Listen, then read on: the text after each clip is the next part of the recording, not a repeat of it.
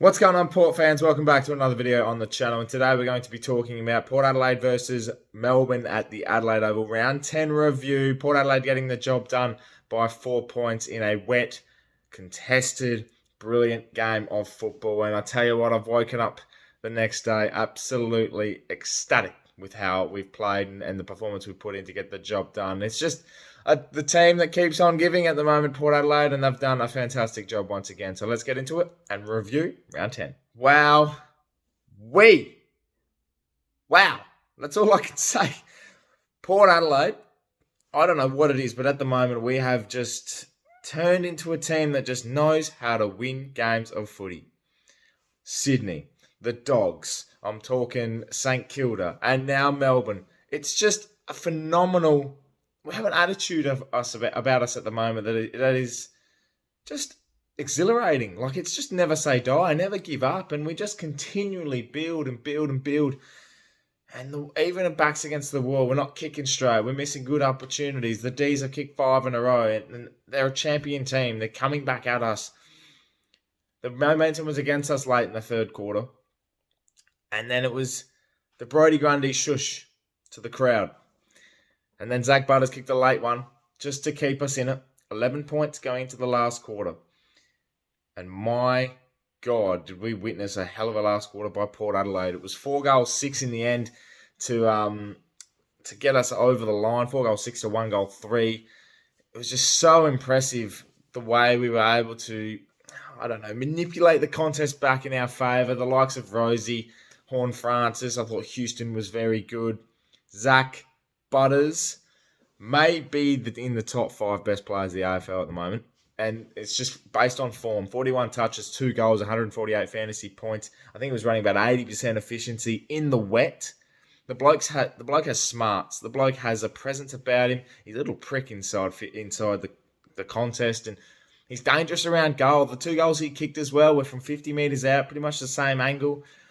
And he was just exhilarating. Like, it's just such an impressive performance by him. He announced himself on the biggest of stages. That's the most impressive thing. The biggest of stages, Friday Night Footy. It's a top 4 clash. It lived up to every bit of the expectation. And I had the feeling, Port fans, and I just knew that when Butters kicked the goal, going into 3-quarter time, I just thought to myself, yeah, we're going to do this. And I might not have seen it. We were towed up, in the middle, in that third quarter with the momentum swung, as I said. But just the way we pulled it back, and it was that contest inside 50 with Power Pepper just breaking the lines and nearly kicking a goal from outside 50, or Ollie Lord kicking a sensational goal in the last quarter from the tight angle after taking a brilliant mark to have his snap, check side, puts it through.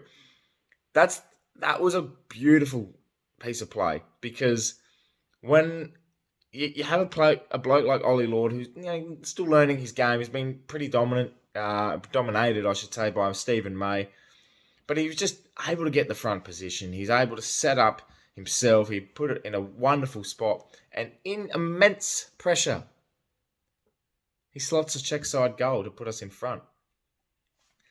That's the mentality of this team. It's the attitude. The attitude is what's winning us games of football at the moment, and it's so impressive. I want to say full credit to Scott Lysette. Gawn and Grundy, they were impactful at stages. Grundy certainly more efficient around the ground, and I say what Gawn was. Gawn didn't really have the impact, I don't think, that a lot of people would have thought he would have. And Lysette came in, had a job to do.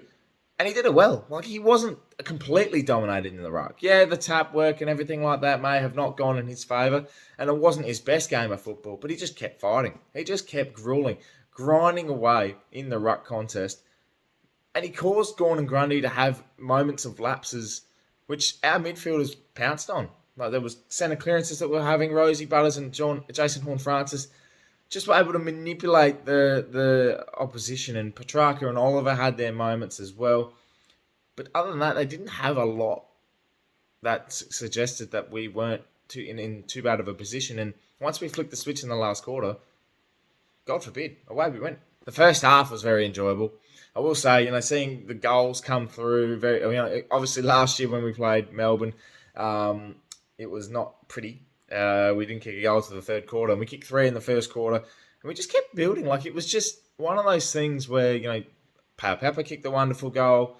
Then we had Jeremy Finlayson kick a goal.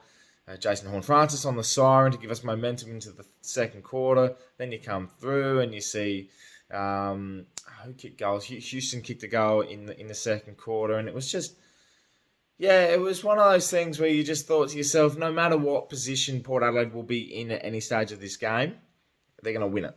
And I think there was a lot of nervous Port fans surrounding me at the time, and I don't know, I had the feeling. I just had that feeling, and it was so, so impressive. One bloke that particularly impressed me, and I thought his game was absolutely sensational, was Ryan Burton.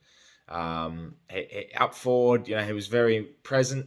Like he had his moments, he impact contests, and was really very flexible. And then he went down back, took a crucial mark late in the game that really steadied us late. And another one's Dylan Williams. Signed this guy on a 12-year contract. I don't care.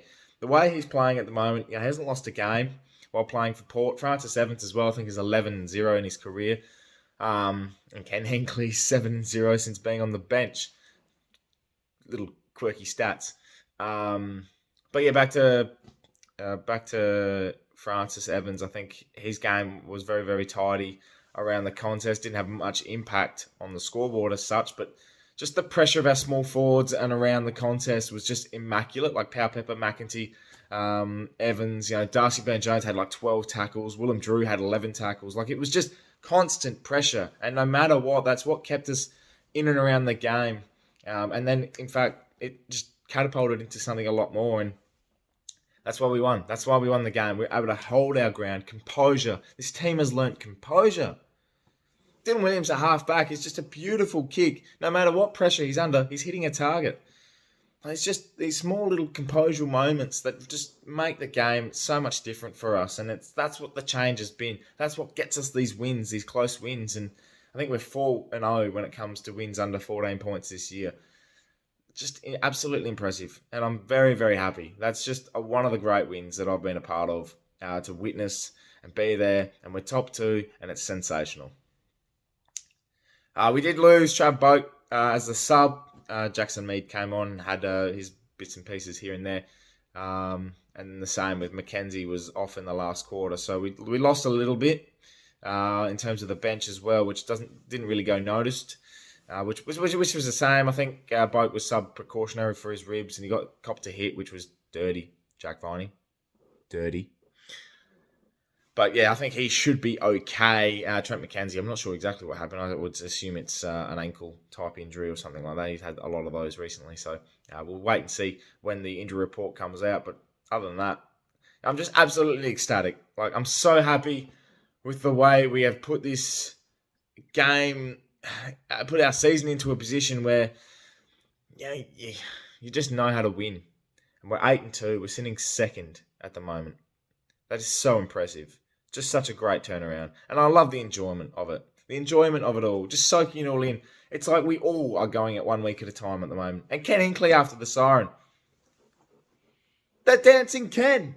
Like, how good's that? Like, that's so good to see the emotion. That's a coach that is enjoying whatever happens this year. Actually, the one thing I do want to touch on before I go, it just popped into my head. Jason Horne-Francis in the wet is exquisitely good. Stupidly sexy, some would say. His pick-up to give Connor Rozee that goal to put us in front and effectively be the game winner is single-handedly one of the best things I've seen. It's like Nathan Buckley in the 1992 Grand Final. Just scooped up, here's the hands, off we go, kick a goal. I don't know, I'm just happy. Let me know in the comments below, Port fans, your thoughts about this game. An 8-2 victory, 8-2 season after a magnificent 4-point victory over the D's. Let me know what you're thinking. Make sure you subscribe to the channel if you're new for plenty more Port Adelaide and AFL content to come your way. Check out the vlog coming out very soon. Check out the Glass Table episode 12 to be coming out Monday. My name's Anthony, and as always, get on the pair.